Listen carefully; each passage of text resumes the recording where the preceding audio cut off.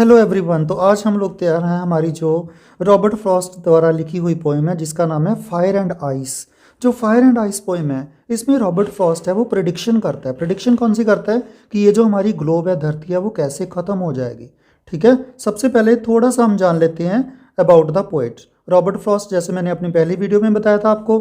ठीक है, Robert Frost he was an American poet. American poet है। He was born on 26 March 1874 in California and died on 29th March 1963। ठीक है, अब हम सीधे चलते हैं। हमारी जो पोएम है line to line, fire and ice. वैसे मैंने इसके जो वर्ड मीनिंग है वो भी नीचे दे रखे हैं। ठीक है, तो फायर का मतलब जान लेना जरूरी है। ये एक सिंबॉलिक पोएम है बेटा। फायर एंड आइस को यूज़ किया गया एज ए सिंबोलिज्म। तो fire is also a symbol of desire, willingness. ठीक है, उसका ये सिंबल है फायर। और आइस का मतलब क्या होता है? A symbol of coldness. ठीक है, या फिर आप बोल सकते हो हेट्रेड। अब हम स्टार्ट करते हैं बेटा पोएम। सम पीपल से the world will and in fire. कुछ लोग सोचते हैं ये जो धरती है, ये जो ग्लोब है, ख़त्म हो जाएगी। किसके साथ? फायर के साथ। फायर हो गया, विलिंगनेस हो गई। ठीक है, और आप बोल सकते हो डिज़ायर, विलिंगनेस या पोजेशन। जैसे कोई देश बहुत ज़्यादा पावरफुल है, वो दूसरे देश को मतलब पोजेस करना चाहता है ना, अपनी पावर को शो ऑफ करना चाहता है। तो इससे दुनिया क्या हो, जैसे जैसे साइंस में एडवांसमेंट आएगी, टेक्नोलॉजी आएगी, न्यूक्लियर वेपन्स आएंगी, आग लगेगी, है ना, ऐसे ऐसे करके दुनिया ख़त्म हो जाएगी।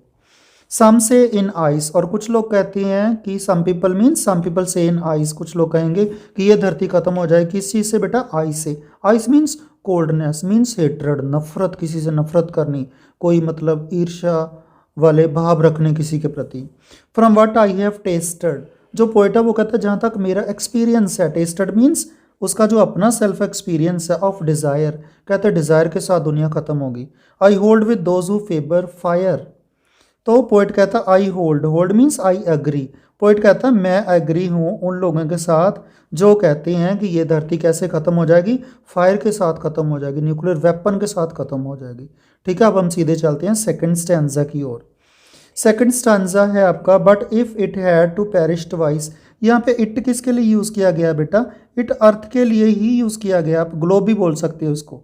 ठीक है, जो धरती है। If it had to perish twice, perish means end. अगर धरती ने ख़त्म होना है, ठीक है, अगर धरती एंड होगी तो ये 2 टाइम्स ख़त्म हो जाएगी। दो चीज़ें हैं धरती को ख़त्म करने के लिए। ठीक है, एक तो फायर हो गया, दूसरा कौन सी होगी? आइस हो गई। I think I know enough of fate. Poet कहता है मुझे पता है बहुत ज़्यादा दुनिया में नफरत है, जेलसी है, उससे ये ख़त्म होती है। To say that for destruction ice, ये धरती डिस्ट्रक्ट हो जाएगी, रियून्ड हो जाएगी, बर्बाद हो जाएगी। Ice is also great. Poet कहता है आइस जो टूल है, आइस जो सिंबल है, ठीक है, आइस मीन्स नफरत जो है, हेट्रेड है, इससे भी धरती खत्म हो सकती है, ये भी बहुत ग्रेट है। दोनों एलिमेंट्स अगर देखे जाए हम लोग, ज़्यादा पावरफुल एलिमेंट कौन सा है? फायर।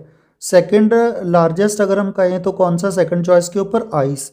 इन दोनों चीज़ों से धरती खत्म हो जाएगी। Is also great and would suffice. वो कहता है ये भी सफिशिएंट है। सफाइस मीन्स सफिशिएंट, ये भी काफ़ी है, इनफ है।